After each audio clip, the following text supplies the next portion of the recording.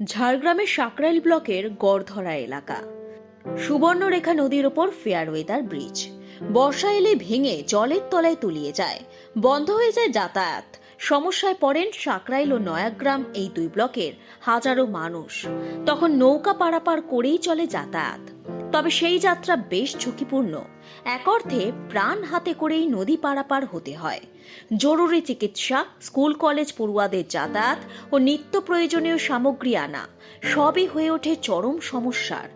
বর্ষা কাটলে সাময়িকভাবে কাঁচা রাস্তা ও কাঠের ব্রিজ তৈরি করা হয়, তবে কয়েক মাসের মধ্যে আবার তা নষ্ট হয়ে যায়। তাই এলাকাবাসীর দাবি সুবর্ণরেখা নদীর ওপর একটি স্থায়ী সেতু নির্মাণ করা হোক। নদীর ওপারে নয়াগ্রামে রয়েছে গুরুত্বপূর্ণ পর্যটন কেন্দ্র রামেশ্বর মন্দির ও তপবন। প্রতিদিন বহু পর্যটকের যাতায়াত থাকলেও এই অস্থায়ী সেতুই তাদের পথে বাধা হয়ে দাঁড়িয়েছে। বর্ষাকালে দুকুল পুরো একদম ভরে যায় এবং তারপরে জলে কমলেও কিন্তু এখানে যাতায়াতে মানুষের নৌকোর উপরে নির্ভরশীল হতে হয়, কিন্তু নৌকো পুরোপুরি যেতে পারে না, রাস্তায় আটকে যায়।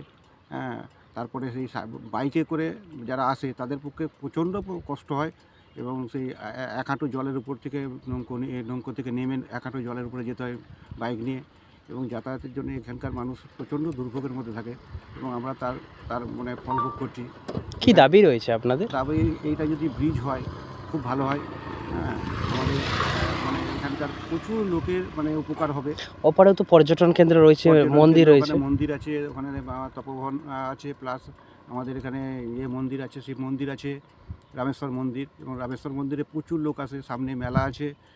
এখানে যদি ব্রিজটা হয় এখানকার লোকের উপকার হবে এবং এখানে এই ব্রিজটা হলে এখানে লোক সত্যিকারই উপকার পাবে। বৃষ্টির সময় অসুবিধা হয় এখানে সুবর্ণরেখা নদীতে বৃষ্টির সিজনে যাতায়াতের প্রচুর অসুবিধা। হ্যাঁ, আর এখানে একটা ঢালাই রাস্তা, ব্রিজ হওয়ার দরকার।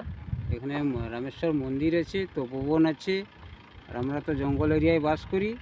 এটা হয়ে গেলে ভালো হয় আর কি।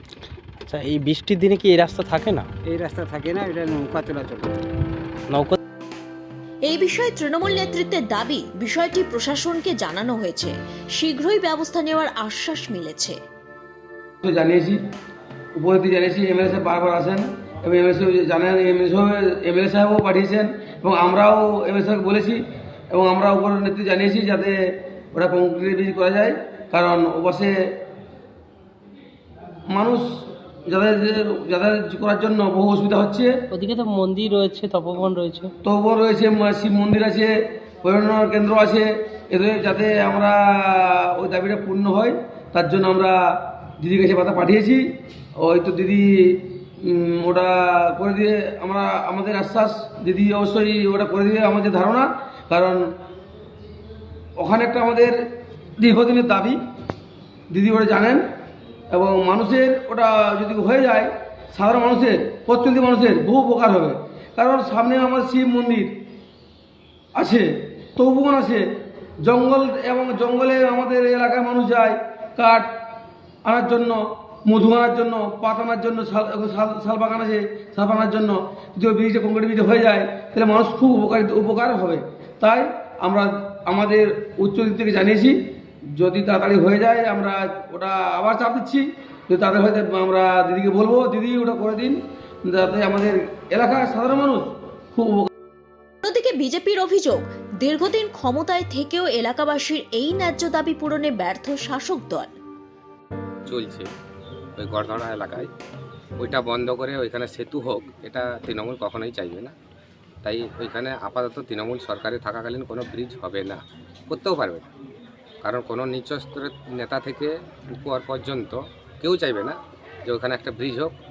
আর ওখানে ব্রিজ হয়ে গেলে ওখান থেকে বালি তোলা যাবে না, বালি সিন্ডিকেটও করতে পারবে না, তার জন্য ব্রিজও করবে না।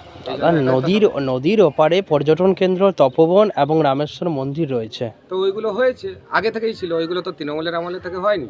যে তৃণমূল করেছে তার জন্য সেগুলো টিকিয়ে রাখতে হবে এই মানসিকতা তৃণমূলের নেই। এতে তো পর্যটকদের একটা সমস্যায় পড়তে হয়। এখন তৃণমূল সরকার চলছে, পর্যটকের ভাটা হোক, সাধারণ পাবলিকের অসুবিধা হোক, ওদের কিছু যায় আসে না। ওদের লাস্ট 2026 পর্যন্ত, ভোটের আগে পর্যন্ত কিছুটা কামিয়ে নেওয়াটা ওদের মতলব এই মুহূর্তে। আর আমরা বিজেপি 2026-এ ক্ষমতায় আসার পর অবশ্যই এই সাধারণ মানুষের কথা ভাববো, পর্যটকদের কথা ভাববো। 2026-এ চরম দুর্ভোগে দিন কাটছে গড়ধরা এলাকার মানুষের। এখন দেখার কবে সুবর্ণরেখার বুকে তৈরি হয় স্থায়ী পাকা সেতু। ঝাড়গ্রাম থেকে শঙ্কর বারিকের রিপোর্ট, এক্সপ্রেস নিউজ।